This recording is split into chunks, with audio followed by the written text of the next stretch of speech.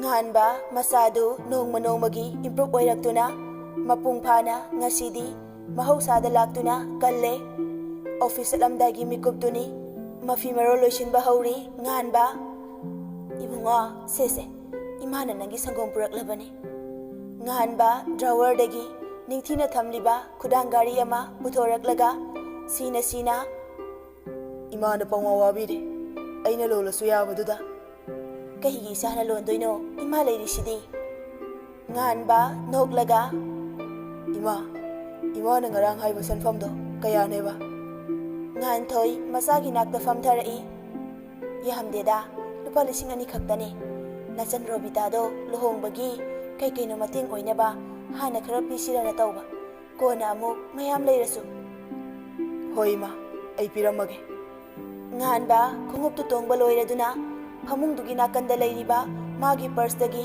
lupa 2,000 satoklaga mamada piri seima sina hana yenglaga tawbiro ichangi bu kari watkani darkar oiba khudingma mabungaina bu thogani ma phare ma adudi aishu thengre horen halaklaga ningthina sanarasi phare sathogro haima ngai khone sangom se thakodana loinga mane nganba noklaga aidi kautore nganba sangom hapa glass tu lamlaga lauduna thai yaum amani chingbaga yare ima oi ai thengre ima chalukhiye ko phare ningthina chaluro asumna nganba ka adudagi thokre office dani nganba file khara check tawri aduga amu file ama satoraklaga hangdoktuna yengli tanja aduda magi phone da ring ama laklami nganba phone do adum paikhatli hello bye thaubana bye yam nungai paw am leirene nganba su noklaga kaino haisi bye kari karamba nungai paw no ne sinida matam kharagi mamangda bhai de ambush torokiba misakto ngasi aikoi police station da hojik leire bhai nganba fuk hogalaga hayo bhai madu kanano bhai mahak ngasi aikoi na akupa paw phumgodagi drug konana lamsang dagi fawani atai kana sunate bhai jitish ne kare jitish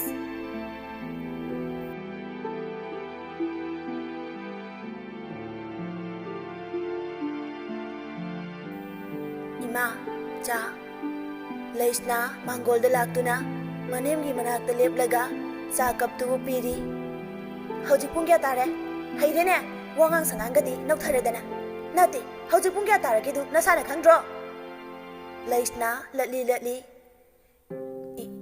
ima hoji pung taruk taramlani loidang sofa da phamlambadagi cha kaptu fatlauraga leisna gi mamaida haijili ima kaino tawrisibo ima ai kari lan khrage leisna makutuna mamaidu pairaga kapna hairakbani loidang suklaga madu khangbra khumni khaladi chaina phangba taba ima tawbirakanu ikai khangdabi phana wahin hairabasu loksin bahaitradi arem baini duni pharoi ye mamagi masani dana chalo nasaktu yeningde swaide kishan oksunarakanu yeningde chalo ima dilan kidabani ko yare chalo ibema nauthabira anu ichanu pada nauttharaga nanga chalhaninga mai kaida ohenima mai kaida chalhanba ohenbado loidang ingonda di yaroi ima nasa da pokloroi khangladine nayumda ko hankiba kaidoge kaigino nangna yumsida suru nairaga leirisibo nang pasa kem pamge nangna baba pasa pige ai pige nangna ichanu pasu pungsum graba natro ai dada da kaisu haidi ima hai oktabi nupa phabi nangi kesan oksinabado ai yeningdine he tauro atopo nupa amada ai gi isanu pa abangbusi tawbiranu yare yaningdre na sakto ima leisna asi haiduna phachangkhre kaplega mayek tangangladi khumam leitabani changkhre ne se kadani kaidore kaisi tawde leisna nang kayang koina akhang kanbi amagumna leibangam gane hayo dadagi wa amata nang na indrisi kaina hayo kaidorage hayo leisna kaplega dada ayum si thadoklaga chalage mangal kaduda masadu washroom changlubagi mafi maro loisilambani ꯂꯩꯁꯅꯥꯅ ꯃꯄꯨꯔꯣꯏꯕꯒꯤ ꯁꯪꯒꯣꯝ ꯄꯨꯔꯛꯄꯗꯨꯗ ꯂꯩꯁꯅꯥꯒꯤ ꯉꯁꯤꯒꯤ ꯑꯣꯏꯔꯤꯕ ꯃꯇꯧꯗꯨꯗ ꯆꯤꯡꯅꯅ ꯍꯥꯏꯔꯛꯄꯅꯤ ꯃꯉꯥꯜꯅ꯫ ꯃꯉꯥꯜ ꯂꯩꯁꯅꯥꯒꯤ ꯄꯥꯝꯕꯣꯝ ꯑꯅꯤꯗ ꯄꯥꯏꯔꯒ ꯃꯔꯝ ꯍꯥꯏꯌꯣ, ꯗꯗꯥꯗ ꯃꯔꯝ ꯍꯥꯏꯌꯣ꯫ ꯗꯗꯥ, ꯅꯨꯄꯤ ꯑꯣꯏꯕꯤꯁꯤꯡꯅ ꯈ꯭ꯋꯥꯏꯗꯒꯤ ꯍꯔꯥꯎꯖꯕ, ꯅꯨꯡꯉꯥꯏꯖꯕ, ꯃꯥꯒꯤ ꯄꯨꯟꯁꯤꯗ ꯃꯇꯤꯛ ꯆꯥꯔꯦ ꯈꯟꯖꯕ ꯃꯤꯀꯨꯞ ꯃꯗꯨ ꯄꯨꯝꯅꯃꯛꯇꯣ ꯑꯩꯒꯤꯗꯤ ꯇꯥꯏꯕꯪ ꯁꯦꯝꯕ ꯃꯄꯨ ꯃꯥꯅ ꯄꯤꯕꯤꯔꯝꯗ꯭ꯔ ꯃꯥꯜꯂꯦ꯫ ꯑꯩꯁꯦ ꯀꯌꯥꯗ ꯂꯥꯏꯕꯛ ꯊꯤꯈ꯭ꯔꯕ ꯑꯩꯅ ꯃꯔꯝ ꯑꯣꯏꯔꯒ ꯗꯗꯥꯒꯤ ꯄꯨꯟꯁꯤꯕꯨ ꯍꯦꯟꯅ ꯍꯦꯟꯅ ꯋꯥꯍꯜꯂꯦ꯫ ꯗꯗꯥ, ꯗꯗꯥꯒꯤ ꯋꯥꯍꯪ ꯏꯐꯝꯗ ꯄꯥꯎꯈꯨꯝ ꯂꯩꯇꯦ꯫ ꯃꯁꯤꯒꯤꯗꯃꯛ ꯗꯗꯥꯅ ꯉꯥꯛꯄꯤꯌꯨ꯫ ꯑꯩꯗꯤ ꯃꯇꯤꯛ ꯆꯥꯗꯕꯅꯤ꯫ ꯑꯩꯒꯤ ꯄꯨꯟꯁꯤꯗꯤ ꯂꯨꯈꯥꯛ ꯀꯣꯝꯊꯍꯧꯕ, ꯃꯃꯜ ꯂꯩꯇꯕ ꯂꯩꯔꯥꯡꯒꯤ ꯃꯁꯛꯅꯤ, ꯑꯗꯨꯁꯨ ꯃꯄꯥꯜ ꯁꯥꯠꯇꯕꯤ꯫ ꯂꯩꯁꯅꯥ, ꯅꯪꯅ ꯗꯗꯥꯁꯦ ꯌꯥꯝ ꯋꯥꯍꯜꯂꯤꯁꯤ ꯀꯩꯒꯤꯅꯣ? ꯗꯗꯥ ꯅꯨꯡꯁꯤꯗ꯭ꯔꯕꯣ ꯅꯪꯕꯨ? ꯑꯩ ꯀꯌꯥꯔ ꯅꯪꯒꯤ ꯅꯐꯝꯗ ꯀꯔꯝꯅ ꯑꯩꯅ ꯅꯪꯕꯨ ꯀꯗꯥꯏ ꯐꯥꯎꯕ ꯈꯜꯂꯤꯕ ꯅꯨꯡꯁꯤꯕꯁꯦ ꯀꯔꯝꯅ ꯎꯠꯂꯣ ꯍꯥꯏꯕꯅꯣ ꯂꯩꯁꯅꯥ? ꯃꯉꯥꯜ ꯋꯥꯍꯩꯁꯤ ꯍꯦꯛ ꯍꯥꯏꯕ ꯂꯣꯏꯕꯒ ꯀꯥꯗꯨꯗꯒꯤ ꯐꯠ ꯊꯣꯛꯈ꯭ꯔꯦ꯫ ꯗꯗꯥ, ꯉꯥꯏꯈꯣ ꯗꯗꯥ, ꯀꯗꯥꯏꯗꯅꯣ ꯗꯗꯥꯅ ꯆꯠꯄꯤꯔꯤꯕꯗꯨꯕꯣ? ꯆꯠꯈꯤꯅꯨ ꯗꯗꯥ꯫ ꯃꯉꯥꯜ ꯂꯩꯁꯅꯥꯅ ꯍꯥꯏꯔꯤꯕꯗꯨꯒ ꯑꯃꯠꯇ ꯇꯥꯗꯦ꯫ ꯃꯈꯥꯗ ꯀꯨꯝꯂꯒ ꯃꯥꯡꯒꯣꯜꯗ ꯐꯝꯂꯤꯕ ꯃꯃꯥꯒꯤ ꯃꯅꯥꯛꯇ ꯐꯠ ꯆꯪꯂꯛꯏ, ꯑꯗꯨꯒ ꯂꯦꯞꯄꯒ ꯂꯩ꯫ ꯑꯗꯨꯒ ꯐꯠ ꯑꯃꯨꯛ ꯍꯥꯏꯔꯛꯏ, ꯏꯃꯥ, ꯀꯩꯅꯣ ꯏꯃꯥꯅ ꯈꯜꯂꯤꯁꯦ? ꯀꯩꯅꯣ ꯑꯩꯅ ꯈꯟꯕꯕꯨ? ꯏꯃꯥ, ꯅꯪꯁꯦ ꯏꯃꯥꯅꯤꯀꯣ, ꯑꯗꯨꯁꯨ ꯑꯩꯒꯤ ꯏꯃꯥꯅꯤ ꯍꯥꯏꯕꯗ ꯑꯩ ꯇꯁꯦꯡꯅ ꯏꯀꯥꯏ꯫ ꯊꯃꯣꯏ ꯑꯁꯨꯛ ꯄꯤꯛꯄꯤ, ꯋꯥꯈꯜ ꯌꯥꯎꯗꯕꯤ ꯅꯪꯁꯦ ꯑꯩꯒꯤ ꯏꯃꯥꯅꯤꯀꯣ꯫ ꯂꯣꯏꯗꯥꯡ ꯁꯣꯐꯥꯗ ꯐꯝꯂꯝꯕꯗꯒꯤ ꯇꯞꯅ ꯍꯧꯒꯠꯂꯛꯂꯒ, ꯑꯣꯍꯣ, ꯑꯣꯟꯊꯣꯛꯊꯨꯅ ꯍꯩꯁꯤꯡꯅꯕꯨ ꯀꯥꯝꯁꯤꯜꯂꯛꯈ꯭ꯔꯦꯗ, ꯍꯩꯈ꯭ꯔꯦꯗꯀꯣ, ꯑꯣꯟꯊꯣꯛꯅ ꯍꯩꯈ꯭ꯔꯦ, ꯂꯩꯋꯥ ꯍꯩꯕꯤ ꯏꯪꯖꯟꯅꯕꯤ ꯅꯨꯄꯤꯒꯤ ꯃꯈꯨꯠꯁꯦ꯫ ꯏꯃꯥ, ꯀꯩꯒꯤꯅꯣ ꯏꯃꯥꯅ ꯑꯗꯨꯛ ꯊꯃꯣꯏ ꯄꯤꯗꯨꯕꯣ? ꯑꯩꯅ ꯍꯥꯟꯅ ꯈꯪꯂꯕꯅꯤ ꯏꯃꯥꯅ ꯂꯩꯁꯅꯥꯗ ꯀꯔꯝꯕ ꯃꯤꯠꯌꯦꯡ ꯌꯦꯡꯂꯤ, ꯀꯔꯤ ꯇꯧꯔꯤ ꯍꯥꯏꯕ ꯄꯨꯝꯅꯃꯛ꯫ ꯁꯨꯝ ꯐꯔꯛꯀꯗ꯭ꯔꯥ ꯍꯥꯏꯅ ꯈꯜꯂꯨꯔꯦ ꯑꯩꯗꯤ, ꯃꯍꯧꯁꯥꯒꯤ ꯏꯃꯥꯅꯤ ꯍꯥꯏꯅ ꯑꯩꯅ꯫ ꯑꯗꯨꯕꯨ ꯏꯃꯥꯒꯤ ꯁꯛꯂꯣꯟ ꯉꯁꯤꯗꯤ ꯁꯥ ꯀꯩꯗꯒꯤ ꯍꯦꯟꯅ ꯇꯝꯊꯤꯕ, ꯁꯥ ꯀꯩꯗ ꯐꯥꯎ ꯌꯥꯎꯔꯝꯂꯣꯏ ꯏꯃꯥꯒꯤ ꯊꯃꯣꯏ꯫ ꯂꯩꯁꯅꯥ ꯊꯣꯡꯖꯤꯟꯗꯨꯗ ꯂꯦꯞꯂꯒ ꯐꯤꯅ ꯃꯀꯣꯛꯇꯨ ꯀꯨꯞꯂꯒ ꯋꯥꯗꯤ ꯉꯥꯡꯗ ꯇꯨꯃꯤꯟꯅ ꯂꯦꯞꯂꯒ ꯂꯩꯔꯤꯕꯅꯤ꯫ ꯇꯁꯦꯡꯅ ꯂꯩꯁꯅꯥ ꯃꯄꯨꯔꯣꯏꯕꯕꯨ ꯀꯤꯖꯩ꯫ ꯃꯉꯥꯜ ꯋꯥꯍꯩ ꯈꯔꯗꯨ ꯍꯥꯏꯔꯝꯂꯒ ꯏꯃꯨꯡꯂꯣꯝꯗ ꯐꯠ ꯆꯪꯂꯛꯏ꯫ ꯃꯈꯨꯠ ꯅꯥꯝꯃꯅ ꯂꯩꯁꯅꯥꯒꯤ ꯈꯨꯗꯥꯡꯗꯨ ꯄꯥꯏꯗꯨꯅ ꯐꯠ ꯄꯨꯁꯤꯜꯂꯛꯏ꯫ ꯂꯣꯏꯗꯥꯡꯅ, ꯏꯃꯥꯏꯄꯦꯝꯃ, ꯑꯣꯟꯊꯣꯛꯅꯕꯨ ꯍꯩꯁꯤꯡꯅ ꯁꯨꯝꯈ꯭ꯔꯦꯃꯤ, ꯍꯧꯖꯤꯛꯀꯤꯗꯨꯕꯨ ꯑꯩꯒꯤ ꯏꯆꯥꯔꯅꯦ?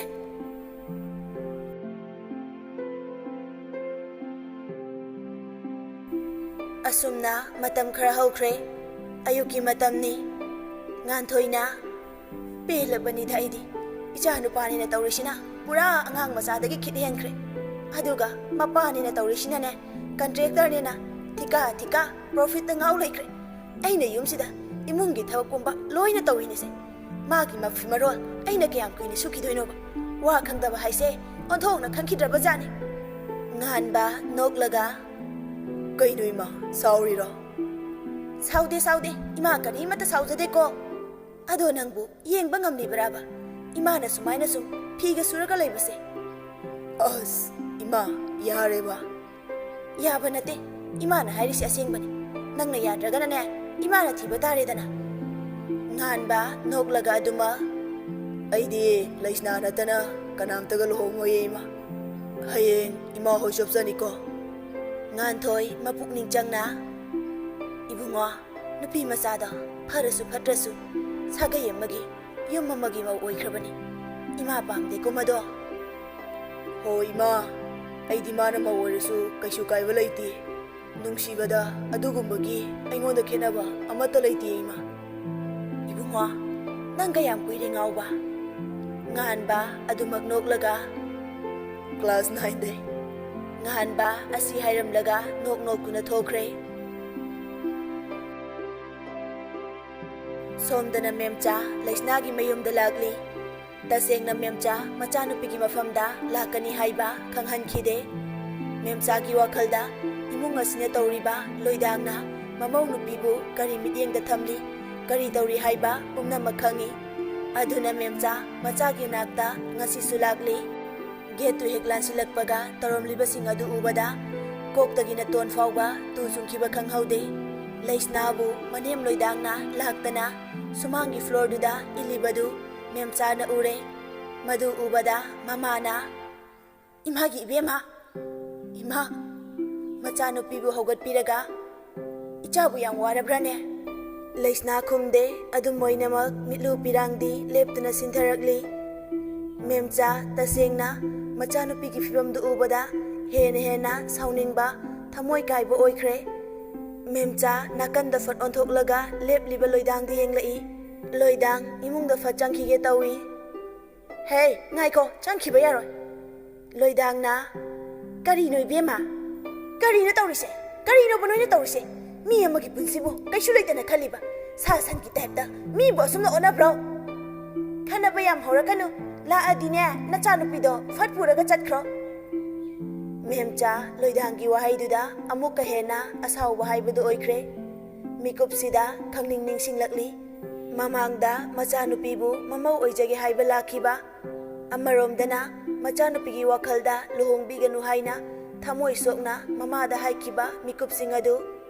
Memchana nakhoi simhini ko mi amagi minungsi machet amata leiteba angakpani. Nakal amaromdana loken mangolgi sofa duda tuminna phamlaga leiribadu memchana ure.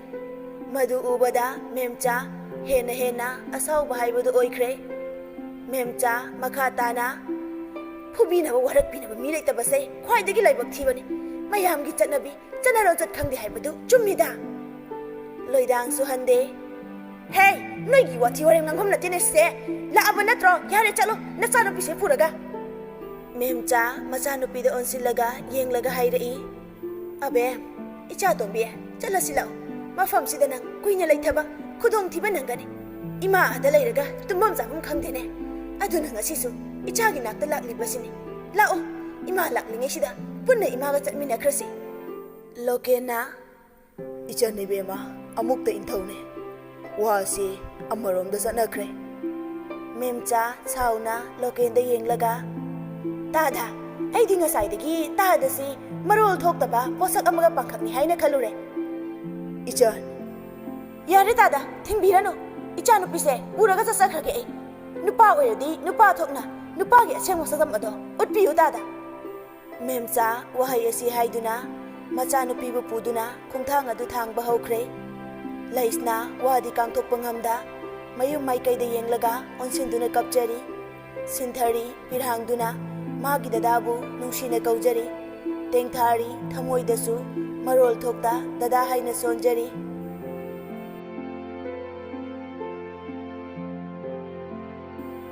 Ibema nakhoi na taw haiba khudingmak inamana loina pangthoklabani ado manadi watlanba yaroi ko.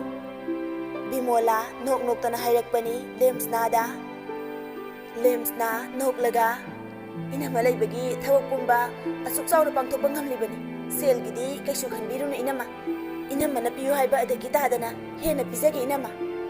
Bimola na ya kaisu kaide ado makha amu kari tawsi haibano ado nupidubu mapana chatkhraboy nama aina ka patendabu kari ki paloidoino aina ne manem poktuda hek haiba numini ni phade hekta andalon hawi inama sidi mapamda adum chatkhravani numituda ne nupi masadogi mamadu lae aduda adum pukhra male yam nungaide inamagi pause tabada ado ngai khone naha nanga lakminaba nupa masado di ude oh chummi nama mado ngasi thaba ama leibagi lakpa sangdre adugine nama oh phare taseng badi jitis bel out tawraga mayumda leiribani adubu ka hena chathokpasi khara khudong saroi khanbana thabak pumba lemsna da sinari mahakna pangthokli.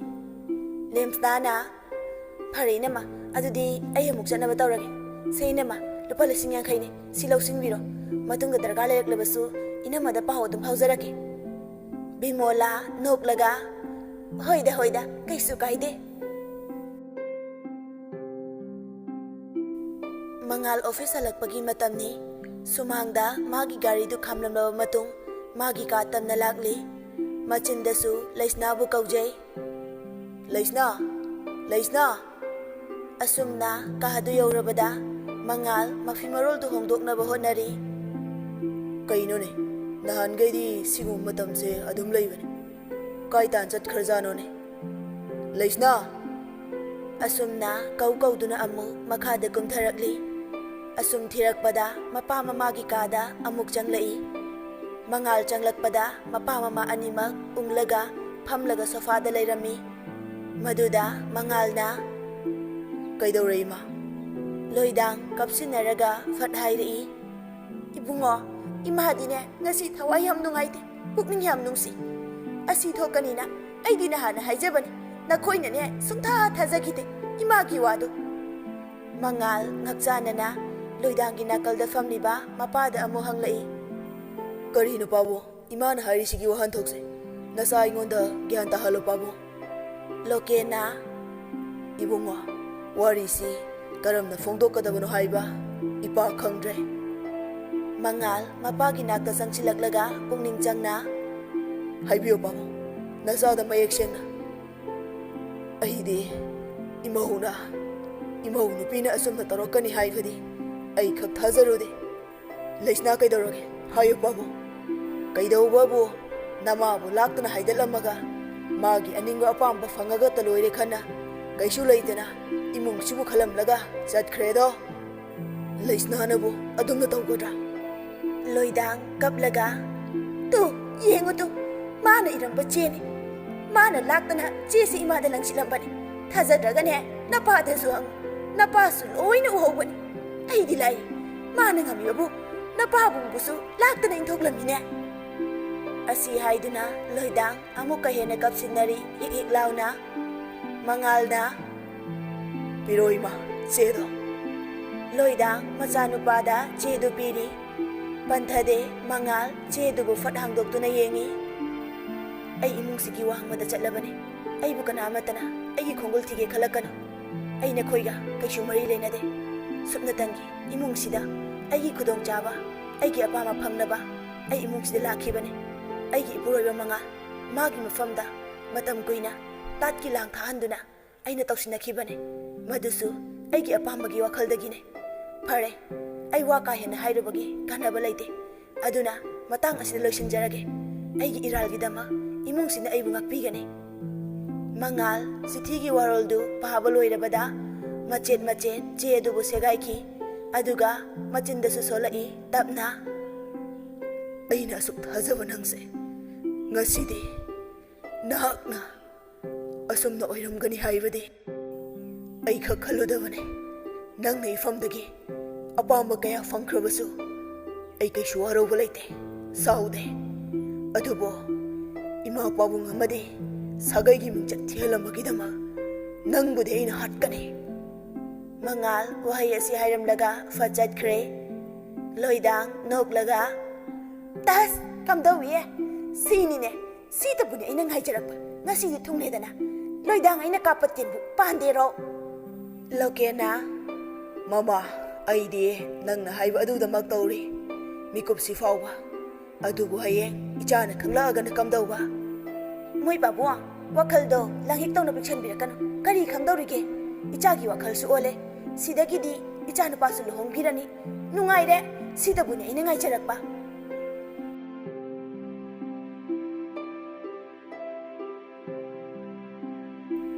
Asumna numit kharni haujinkre Mangal memchagi mayumda laktuna sumhangda leplaga kawi tabro mi leibro ngaiha second khara kanaraba matung